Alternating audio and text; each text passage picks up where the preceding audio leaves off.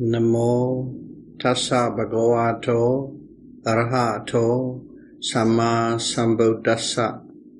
Namo tassa bhagavato arahato samma sambuddhassa. Namo tassa bhagavato arahato samma sambuddhassa.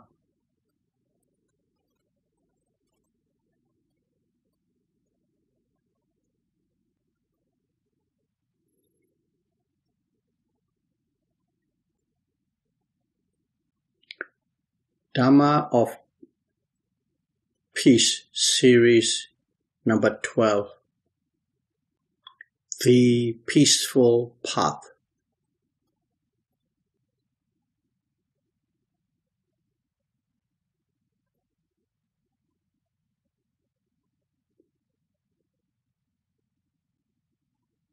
In this world, most people lived with decency, but are unaware of their minds, are roaming in all directions.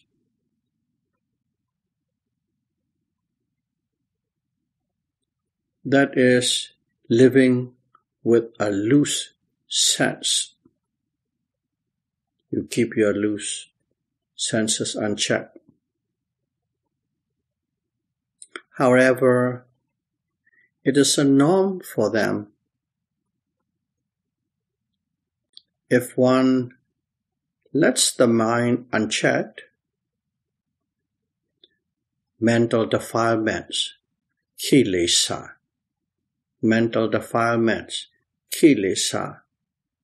arises automatically.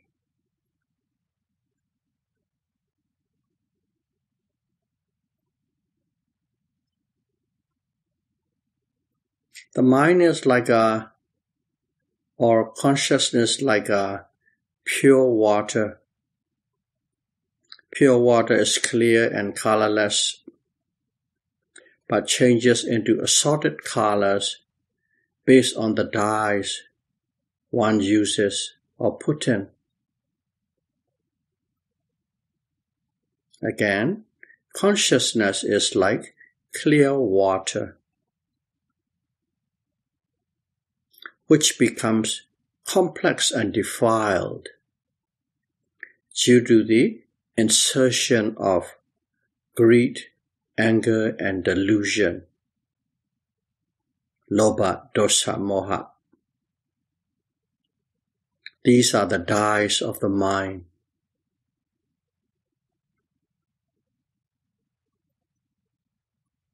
Even if one is meditating, but the mind is wandering, one is developing unwholesome merit. Because the wandering mind is full of greed, anger, and delusion, lobha, dosa, moha. Let's try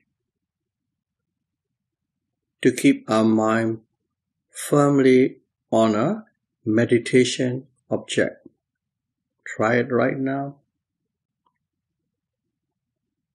Then you will know that the mind is jumping around like a fish out of water. Mind is difficult to harness because it is constantly moving from object to object with no direction, no order. Whatever objects it comes face to face, it goes there, and the objects are always changing.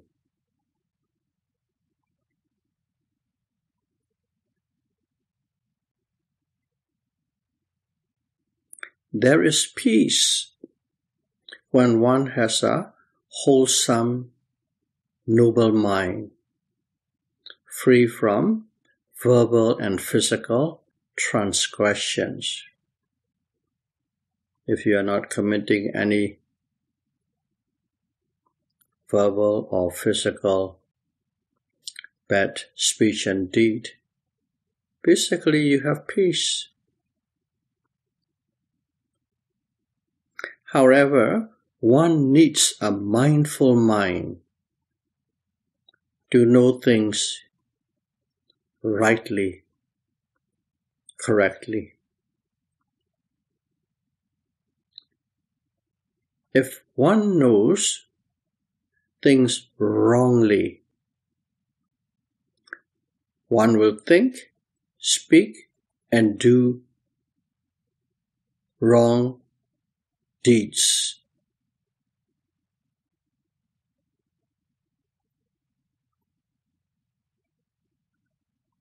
That brings suffering. So if you are thinking wrongly, automatically your speech and deeds will be wrong, basically. And as soon as you have a wrong, bad speech and deed, problem follows, which means suffering. If one knows correctly, one will think, say and do the right deeds. And that brings happiness. Whenever things go the way it's supposed to be, then there is happiness in a wholesome direction.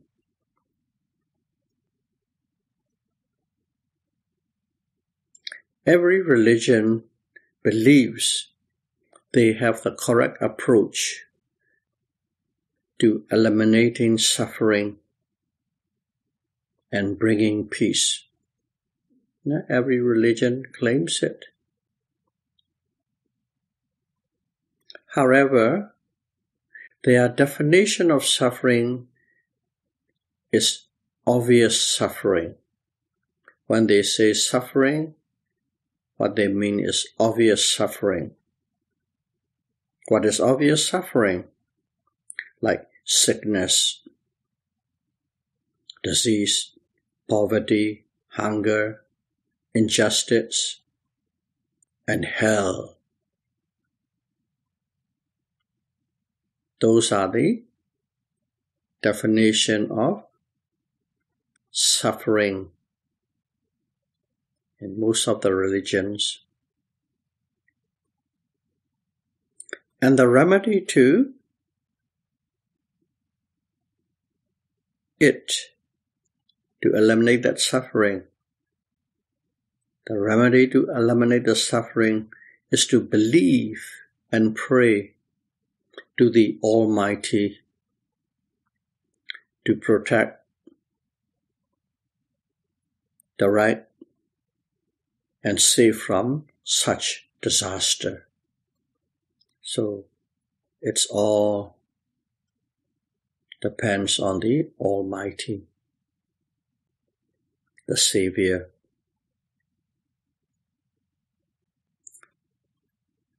Now, we talk about other religions. We have to talk about the Buddhists. In the Buddhist religion, the Buddhist definition of suffering, one needs to know that. The Buddhist definition of suffering is a state of mind associated with greed, anger, delusion, conceit, wrong view about self, doubt, sloth and torpor, restlessness and remorse or worry, having no shame in doing unwholesome actions, and having no dread to the consequences of the evil deeds and speech. Those 10 mental states, the Buddhists call it suffering, because if one or any combination of these 10s associated with the mind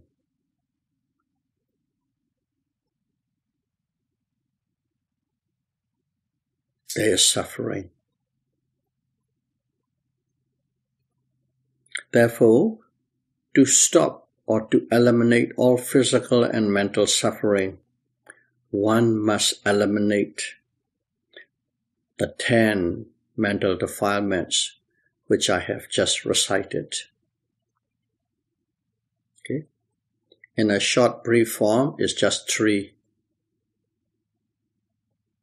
Greed, anger, and delusion, lobha, dosa, moha. But if you want to know in full, they are altogether 10. Of course, the other 7 can somehow fit under the 3, but it's quite complicated, so people might not know. They think just the 3. If you are a practitioner, you need to know all the 10 mental defilements. A disciplined mind has the opposite qualities of an unchecked, roaming mind. They are totally opposite. One can train oneself to let go of the desire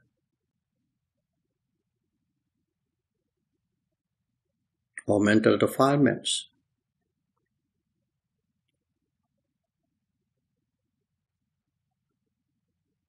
If one trains or develops the mind, it will become well behaved. So in other words, the mind can be trained. The purpose of developing the mind is to keep it cultured and pure, away from the mental defilements.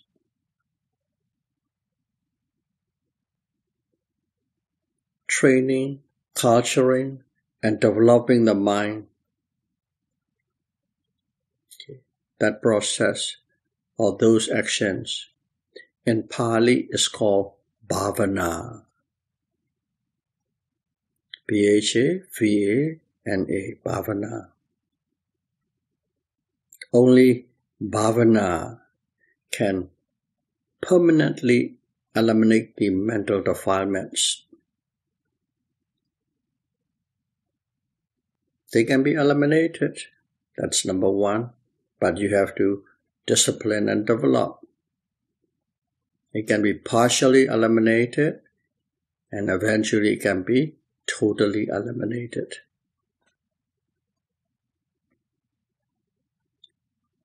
Before the total elimination of mental defilements, before doing total elimination, one must start by restraining it. You cannot go straight out, but baby steps. One must start by restraining it. Restraint from mental defilements reduces suffering, period. I'll give a simple example.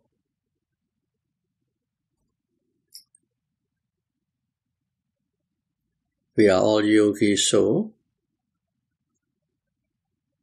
when we go to retreat, we observe 8 precepts. Or some people, they even observe 8 precepts at home. If one observes the 8 precepts, what does it do? The 8 precept is the restraint of the senses. Basically, you're restraining the senses by observing the 8 precepts. Let's take one of the precepts. One of the precepts is to restrain the pleasure of taste. So, to restrain the pleasure of taste, what does one do with the precept? From noon till dawn, one does not eat substantial food. One can drink water, of course, juice or herbal tea, but no meals.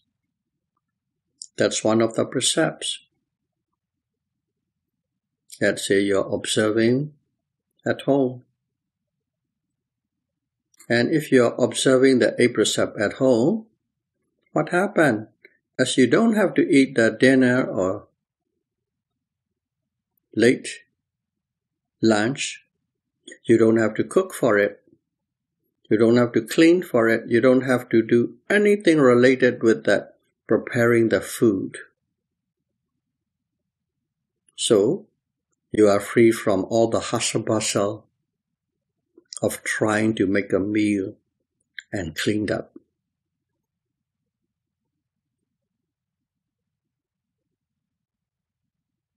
It's a direct to the point how suffering, responsibilities can be reduced by restraining it. Let's see another example. The restraints and elimination of the pleasure from hearing. Okay. Mental defilements arises due to attachment to self. That's one thing we need to know. Mental defilements arises due to attachment to self. That should be a one line one should always remember. So, if one listens and observes a sound, one will not be extending into the domain of who it is or what it is and why it is. You're mindful, you're listening to a sound, you observe that sound, in other words, simply hearing. And if you are precise at your observation, you don't think what sound it is or where it is or who it is or anything related with the sound, except the sound itself.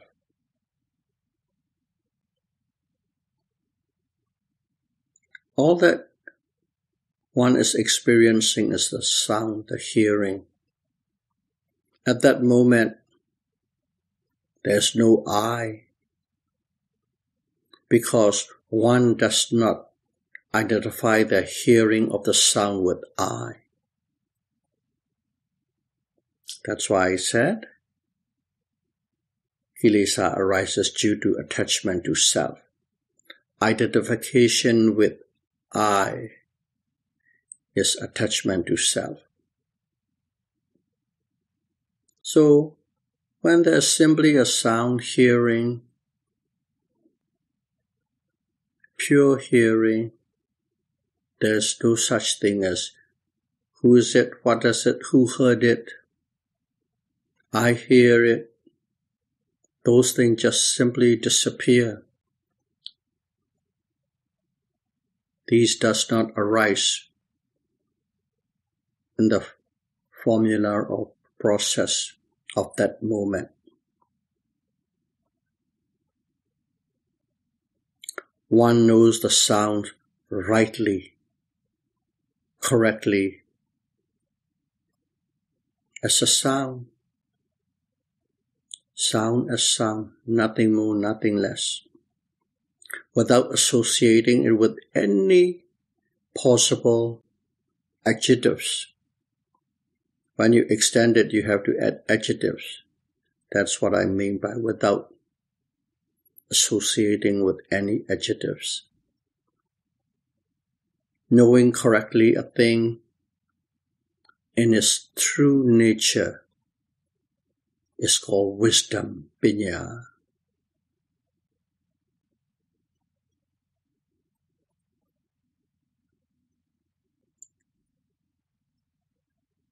One heard a sound.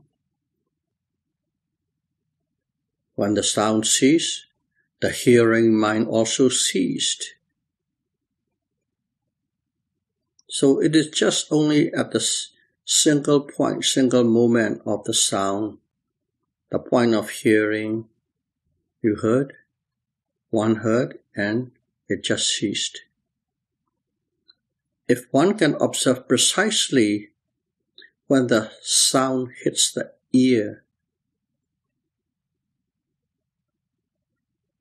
all that one knows is a sound arises and disappears.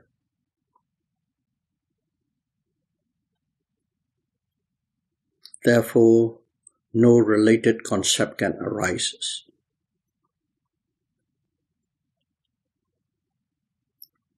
And also one has clarity that sound and ear drums are physicality. The sound is a physicality, rupa. Eardrum is a physicality, rupa. Because the sound hit the eardrum. Two things, external physicality or materiality and internal materiality. And knowing of the sound is mentality, Dhamma. So there are three things when you say hearing. External physicality or materiality, the sound. Internal materiality, eardrum. And the third is the knowing, mentality. These three come together. At that moment, what we call hearing happens or occur. One experience and know the sound occurs and disappears. Nothing lasts. It is the understanding of the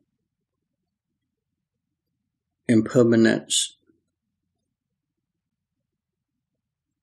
Nothing lasts means the law of impermanence, anicca. You are experiencing it at then and there.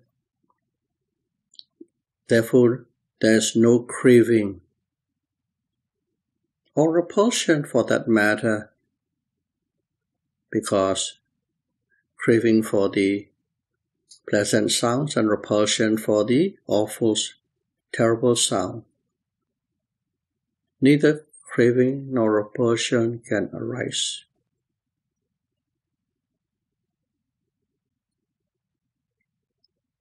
Bare knowing of the ultimate reality of a thing. In other words, to be more precise, seeing, hearing, smelling, tasting, touching.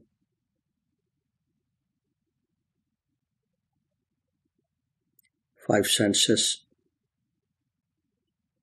Bare knowing of these five senses in an ultimate reality sense extinguish craving and attachment. Because nothing arises, so how can be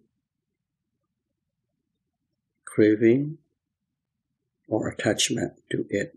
Simply a sound, simply a smell, simply a taste. The disappearance of mind and body is cognized, and ignorance is dispelled at that moment, which is the cause of the disappearance of karmic action. When the ignorance, avijja, is dispelled and know in its true nature sound as sound,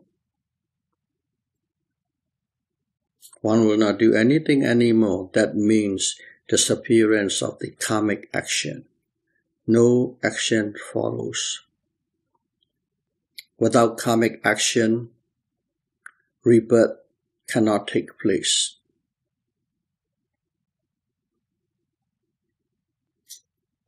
Of course, the highest noble person, arahant actions, they still do things. They don't do bad things, they still do good things, which is necessary. Their actions do not produce rebirth because they have abandoned the latent mental defilement. Therefore, no more old age, sickness, and death. The end of physical and mental suffering. In one word, is called Nibbana. Nibbana is the abandonment of craving, abandonment of attachment, lack of wanting,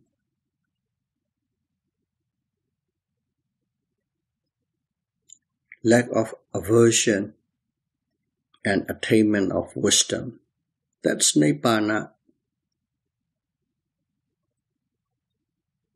Where there is wisdom, delusion and ignorance disappear. And at that point, all things, whatever one is facing, becomes empty and have no essence in one's perception. Let's say before you like football, soccer, hockey, very much rooting for your teams. But when you have wisdom, you find all these things that you enjoy are empty. There's no essence. So you don't crave for it and you don't become attached to it. That's why you don't even watch it. Then one more thing's gone. 2-3 hours sitting and watching because you know it is empty. Because you know that whole thing has no essence.